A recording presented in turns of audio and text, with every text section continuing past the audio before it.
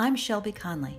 I've been practicing acupuncture for over 20 years, and I'm the owner of 5 Elements Living Retreat Center in upstate New York. Each week, I'll take you on a journey from the heart of the city into rural hidden areas to discover various healing art centers and wellness experiences that will encourage you to live as well as possible. Let's shift your focus to see how these healing modalities are becoming the new medicine. Join me en route to the alternative. Today, on En route to the alternative, we're sitting down with Emily Walsh. She's a licensed creative art therapist in Ithaca, New York. Emily is quoted in Psychology Today as being a practitioner that is suited to support adjusting to life transitions, enhancing relationship skills, strengthening self-compassion, self-esteem, and self. So art therapy seems like it's a generalized way of healing. Could you narrow it down and tell us what it means to you and what the practice looks like for you? It felt like, in going through classes, I practiced it myself, basically. Mm-hmm. And so, to me, it feels like it has this potential to connect people to their own metaphors. When I use the word metaphor, mm-hmm.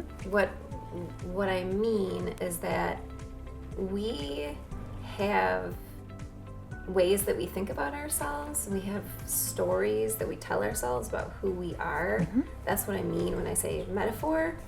I think that if those go unexplored, they can leave us, pretty small and like self-conscious. Mm-hmm. And so, and a lot of times it's like there are parts of ourselves that are maybe battling each other or something like that. Yeah. And I think that the art materials can be a really nice way to start to explore that, mm-hmm. because it can be really subtle sometimes, mm-hmm. like all of the arguing that goes on in mm-hmm. our head mm-hmm. about who we are and who we're supposed to be. Mm-hmm. Based on maybe conversations we have with other people, yeah. or actions that we did during our day, when we replay them. Based on like who we're supposed to be versus who we want to be. Like, who does society say that we're supposed to be? Mm-hmm. Who does our family say we're supposed to be? If we're brought up in a religion, who does the religion say we're supposed to be? Mm-hmm. But then there's a lot of times this tension between that and what we're really interested in or who we really want to be. Mm-hmm. And so it's that. Now, if I can back up, when you practiced it, what modality did you use? Like, what was your tool? I think I mostly started with oil, pastels, and like drawing kind of materials. Mm-hmm. And then over time, I wanted to paint, and I felt really drawn towards painting, but it felt like something that took a lot of bravery. But I'm assuming it's not always to get through something. No, it can be about joy. Yeah. Okay. Oh yeah, definitely about joy and about like remembering things that are important to you. If you're like feeling kind of maybe disconnected. For me, it feels like a nice way to connect with some sort of spiritual source or some sort of like larger meaning about life. Absolutely. And so sometimes you'll feel like you're really connected to that, and if you make art sort of like from that place, it can kind of like remind you of that place. Mm-hmm. If you like, I put some of the things I make around my office at home. I was just going to ask you that, if you display it. Yes. And what type of clients do you see? I see a wide variety. I see a lot of teenagers because I like working with them, and I think that they're really open to it, and I think that helps. Mm-hmm. And then, through adults. Sure. Yeah. Sure. Yeah. How do they find you? In terms of, have they gone through other therapists first, and then they find that they need something that is deeper for them or more creative? That happens sometimes where people have tried, talk therapy and feel like it's not a good fit for them somehow. Mm-hmm. Or a lot of people feel like either they want to be more creative or they already are creative. I'll get people who are like musicians, or are interested in acting or something. It's like they're interested in some other sort of art form, and they're like, well, this makes sense for me. Mm-hmm.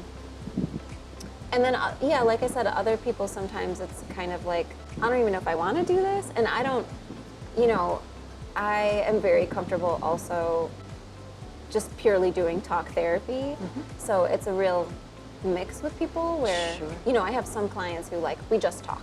And then I have other clients who mostly they're making things. And then, Do you just have things available to them? They can pick and choose? yeah, I have a shelf, well, shelves Sure. of stuff. And so sometimes it's kind of like we'll walk over to the shelf and, you know, one of the things I think is important is connecting people to their own intuition and their own like inner guide. And so, you know, a lot of times I'll just walk people over to the shelf and just have them like be in touch with what do you feel drawn towards, and then they make choices that way. And other times it's a more specific, you know, when I'm first meeting people, for example, there's a wide spectrum of art materials and what they evoke in us. And so when I'm first meeting people, a lot of times I'll give them more structure because it's just more comfortable to, you know, feel like you're being supported by the materials. And contained. To do what you want to do. Like when you mark with a pencil, the mark is going to go exactly where you think it's going to go, versus like an oil pastel that has all those weird facets on the top of it, and you put it down and you're not sure exactly what's going to happen. You know, that alone can make people feel kind of insecure. So, so there's a lot to think about. That is a lot to think about. Yeah. I really hadn't thought of it that way. Yeah. I mean, it makes a lot of sense about what they can control and what they can't, even though their hands are still on it. I mean, there's a lot of metaphors there. Yes. Yeah, absolutely. And do you explain that to them? Yeah, sometimes. Yeah. Most of the time. Because one of the things I like about art therapy too is that, like I said, you know, I learned it and then it feels like this thing that I can just have access to, and I want that for them too, you know, so I do try to explain about the materials and why I'm making the choices I'm making, so that as they go on, they can sort of do the same thing. Yeah. And one of the things that I like the most is when people are like surprised with how in love they are with something that they made. Because, you know, sometimes it doesn't even take much. Like just the fact that it sort of came from you and you made all the choices, you know, sometimes it doesn't take much for someone to be like, I can't believe like how much I love this, and you know, because there's a lot. I think there's a lot that we can learn if we move towards our art with the attitude like, I made that, I know what it's all about, and I'll tell you the story of exactly why I made all those choices. We're missing a lot of what was going on. You know, all that nonverbal stuff is really complicated, and when you try and just be like, I chose red because, you're missing a whole lot. So I like the process of just sitting and being with it, and sort of teaching a person to learn to listen to it by the way that they are witnessing it, instead of telling the story about it. Sure. I think that we all have this battle between who we're expected to be and who we want to be. I think that is universal. Yeah. Yeah, I think just my framework, I tend to see universal storylines, like just the Part of your training. Yeah, part of my training is like how we're all humans and that we all have these like drives or, you know, fears or conflicts. One of the main questions I get when people hear art therapy is, oh, you must work with a lot of kids. And I love working with adults. I really love working with adults because I feel like they can get a lot out of it. Because like I said, we have these really complicated, non-verbal landscapes inside of us. And it's a place where you can put it all out there and be like validated of how complicated it is, or you know, why it's so hard to change, or why you don't feel understood, or why you don't feel connected to other people.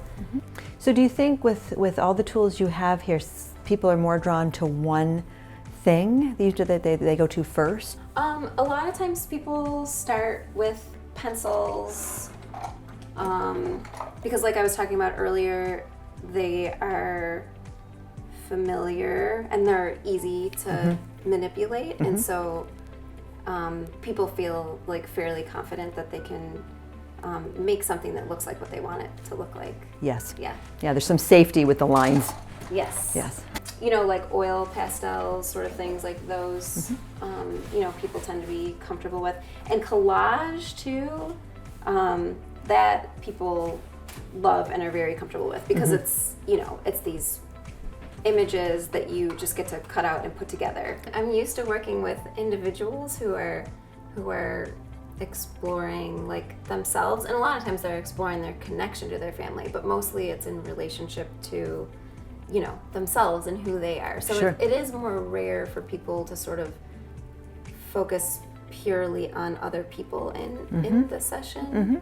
I mean, unless it's about their dynamic with the person. But Right. for me, That's what I was thinking. Their dynamic. Yeah. For me, I think it's important to bring it back to the person who's in the room with me Yes. and like what they have power over. Yeah. So that really says a lot about the type of therapy Yeah. that you do. That's to me, that's the crux of it. Yeah. Is whatever they have, you bring it back to them and what they have control over. Yeah. So I think that's brilliant in Yeah, because itself. I want people to feel empowered, like they have some ideas and some things to try out when they leave here. Join us next time as we meet new people, eat great food, and find holistic adventures. And for outtakes and extended viewing footage, or if you have a space that's unique to the health and wellness field that you'd like us to film, take a look at enrouteToTheAlternative.com.